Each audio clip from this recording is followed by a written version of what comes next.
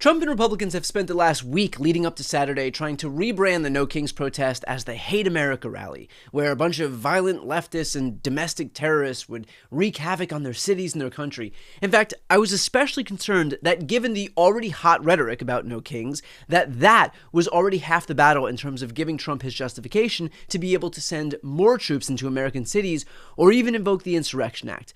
In all, the GOP spent the entire week spoon-feeding their supporters, their base, some really big talk about the danger that was about to take place at the hands of the left. Cut to, the No Kings protest happened, there was virtually zero violence anywhere in this country, despite a staggering 7 million people coming out and taking to the streets, and what ultimately amounted to the biggest single-day protest in American history.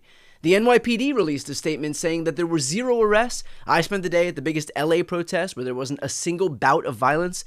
I believe one rallygoer in Ohio was hit by a car and broke her leg, but even in that case, that wasn't an instance of anyone on the left committing violence, which means that Trump and Republicans are left looking really, really stupid after an entire week fear-mongering to their base about the imminent danger that would be caused by this rally. So why is this important? Because it puts on full display the completely baseless nature of these claims being put forward by Republicans. They spent all week warning about the collapse of society at the No Kings protest, and we managed to get 7 fucking million people to be completely peaceful, which gives a window into the Trump team's strategy as it relates to all of the violence that they're claiming happens. Remember when they needed an excuse to deploy troops to LA this summer and said that the city was no longer capable of effectuating its laws, and that's why they needed to send in the troops?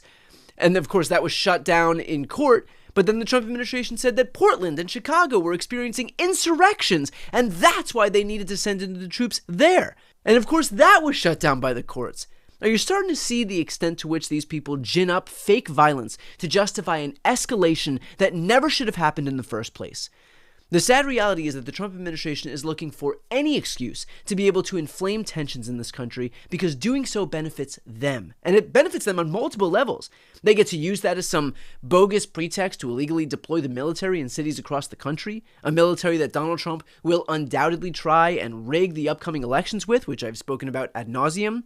Beyond that, they get to continue stoking division. They get to tell their base how dangerous and radical the left is so that they can make sure the working class Republicans are always at war with working class Democrats. And this way, nobody pays attention to the wealthy politicians who are laughing their way to the bank. This is what they do. It is all culture war all the time. Trans sports and DEI and woke Starbucks cups, all bullshit to distract from their actual agenda, which is effectuating the biggest transfer of wealth from the poor to the rich in the history of America and deploying the military to consolidate more power for themselves. That is the agenda. Everything else, the culture war stuff, that's window dressing. It's so that their working class base does not realize that they are being fucked over. That is the game that they play. So I hope that Donald Trump's voters, after enduring a week of rhetoric about how violent and dangerous all of these Antifa terrorists on the left are, only to see 7 million people take to the streets without raising a finger against anyone, I hope those Trump voters all can see that if Republicans will lie to them about this, they will lie to them about everything. Because the goal for these elected officials is to keep their base good and mad, or good and scared, so that they never realize that the people they should be mad at, the people they should be scared of, are the very people who they've elected to office.